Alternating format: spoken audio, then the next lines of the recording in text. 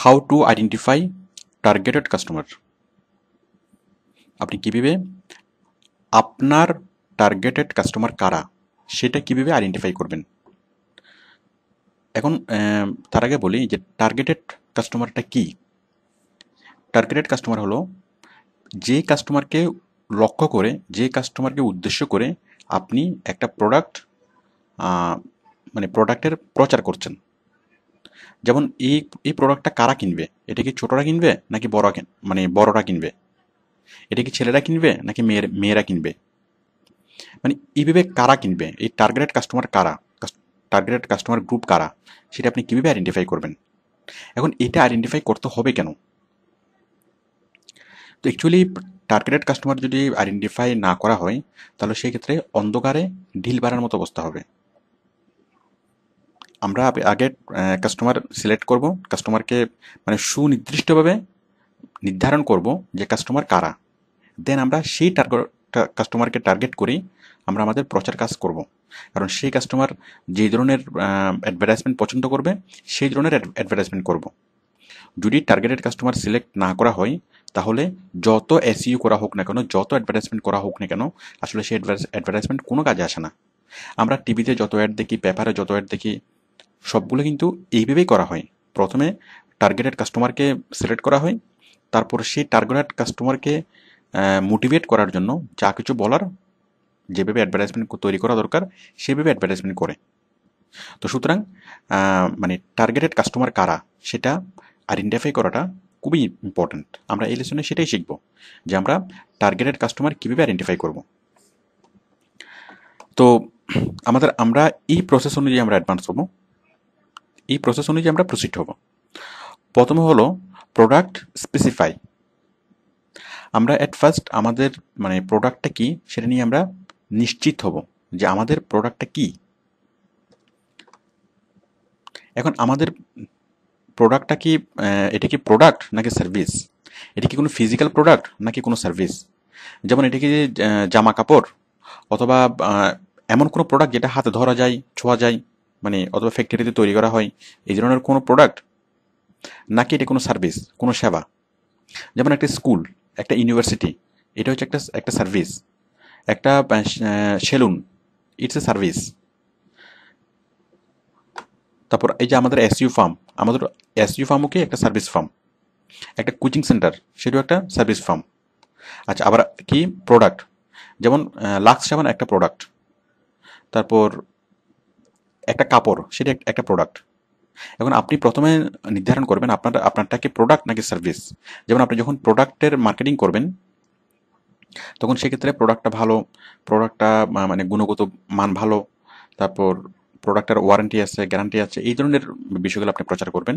আর মানে সার্ভিস যখন বলবেন তখন কি, যে এটা সার্ভিস অনেক ভালো, মানে অন্যান্য যে কম্পিটিটরের যে সার্ভিস, সেই কম্পিটিটরের কোম্পানির সার্ভিসের চেয়ে আপনার সার্ভিস অনেক বেশি বেটার, এটা এখানে বলতে হবে।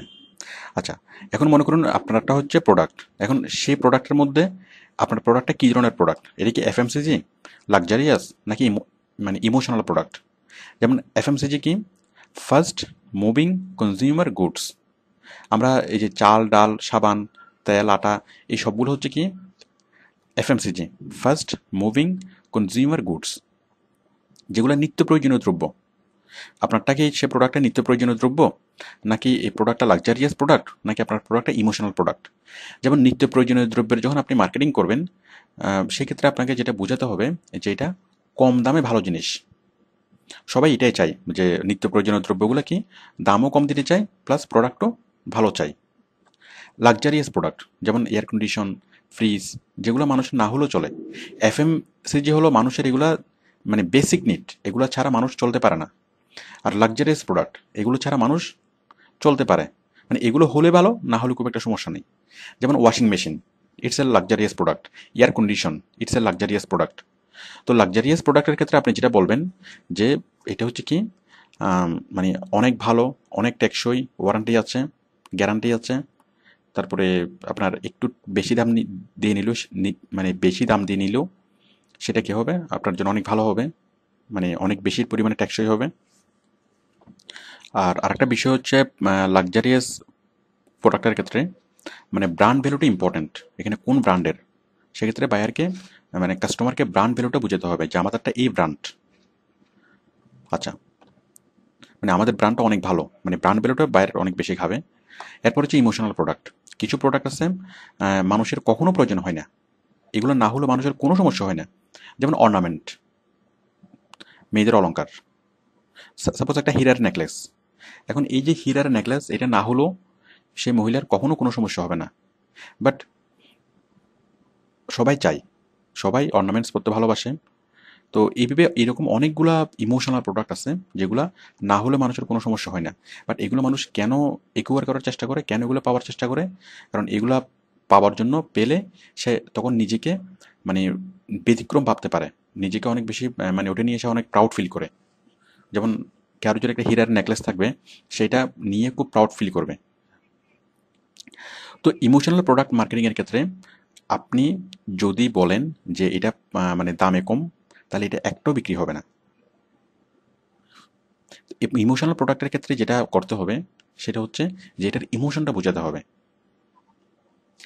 ইমোশন, যে এই জিনিসটা যদি আপনি হাতে নেন তাহলে আপনাকে মানে খুব লাক্সারিয়াস মানে মনে হবে, মানে এই জিনিসটা পড়লে আপনি ভিআইপি বনে যাবেন। এই জিনিসটা যদি আপনার কাছে থাকে, এগুলো খুব কম মানুষের কাছে থাকে, শুধুমাত্র ভিআইপিদের কাছেই থাকে। তো সুতরাং এই প্রোডাক্টটা এভাবে যদি প্রচার করা হয় যে এগুলো শুধুমাত্র ভিআইপিদের জন্য, সাপোজ একটা প্রোডাক্ট মানে ইমোশনাল প্রোডাক্ট সেল করছে, তাহলে কোম্পানি যদি এইভাবে অ্যাডভার্টাইজমেন্ট দেয় দে যে এই প্রোডাক্টটা হচ্ছে অনলি ফর ভিআইপিদের জন্য, অন্য কারো এই এটা দেখে লাভ নেই।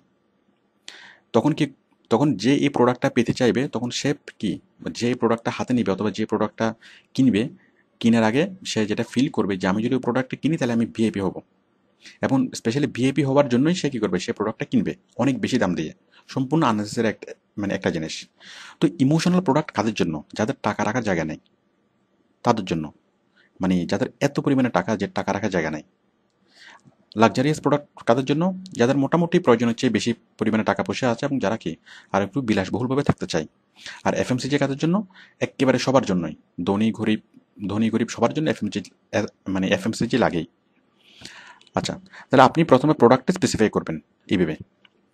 এখন প্রোডাক্টটা স্পেসিফাই করার জন্য আপনি বাইরের ওয়েবসাইট দেখবেন, ওয়েবসাইট থেকে শিওর হবেন, অথবা আপনি বায়ারকে সরাসরি জিজ্ঞেস করবেন যে তোমার প্রোডাক্ট কি। যেমন আপনাকে বায়ার বলল, মানে বায়ারের যে প্রোডাক্ট সেটা হলো কলম, পেন।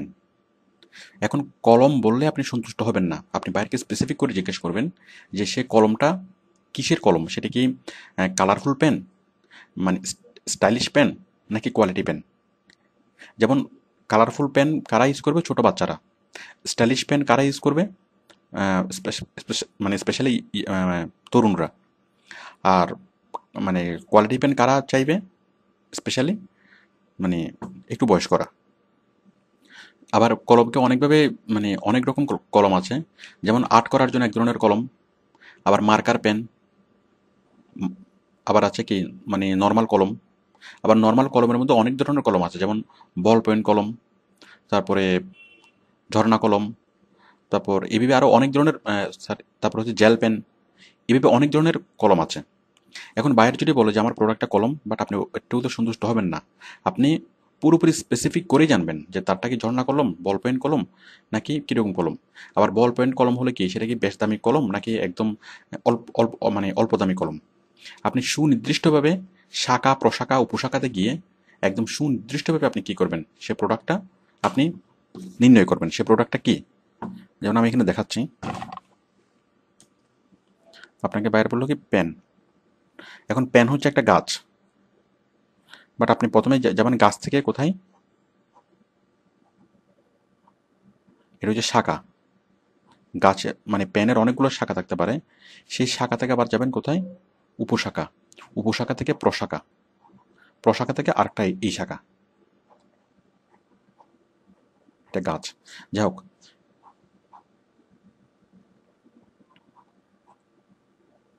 তাহলে দেখুন এই যে এটা হচ্ছে গাছ, পেনের মানে মেন ক্যাটাগরিটা, ক্যাটাগরি থেকে সাব ক্যাটাগরি, সাব ক্যাটাগরি থেকে তারও সাব ক্যাটাগরি, সাব ক্যাটাগরি থেকে আরেকবার সাব ক্যাটাগরি, এখান থেকে এখানে, তাহলে আমার কলমটা হচ্ছে এখানে।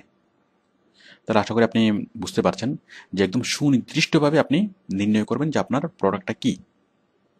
আচ্ছা, মনে করেন আপনাকে বায়ার বললো কি যে আপনার বায়ারের প্রোডাক্ট হলো শু, জুতা।